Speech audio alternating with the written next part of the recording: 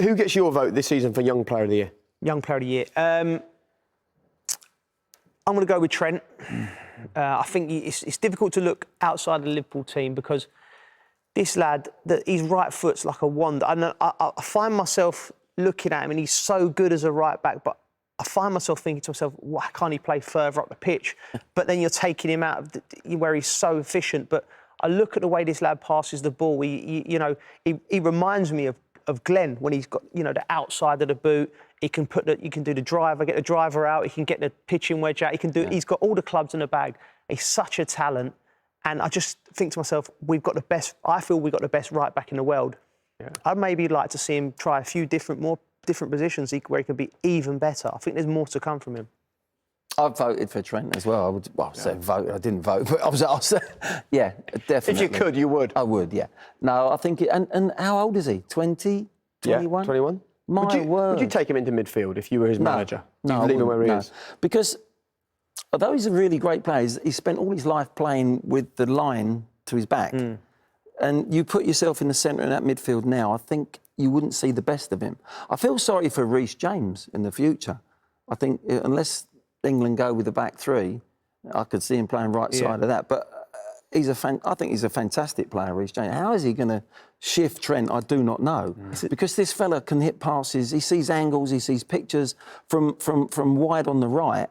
Now, what you'd say, what would he be like if he had the centre of the pitch and he could play 360 degrees? He's got everywhere to pick up. But I don't know if he could cope with that pressure of that ball.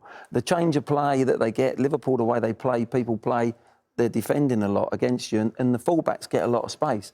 And I think in the centre of midfield where it's, it's all going round you, as we know, you've got to have eyes at the back of your head, you've got to be on the half turn, you've got to play off your left foot and your right foot, where normally, predominantly, he's going to be playing right-footed play because he's out wide. And I think he's absolute. And what is he going to be like when he's 27, when he's going to be in his peak? Incredible. Incredible. Do you know what the situation reminds me of? Because I played with Wayne Bridge. Wayne Bridge and Ashley Cole were the same age. Ashley Cole was widely regarded as the best left-back we've ever seen. And Wayne Bridge, by the way, was every bit there or thereabouts. They're great players. And Reece James and Trent, that's why I'm tempted to try and find a position for one of them in the England team, because I want them both playing, because they're both that good. Wonderful. A little bit of trivia for you. Can either of you name the only goalkeeper to ever win the Young Player of the Year award? Cool. Anyone? Neville Southall? Mervyn Day.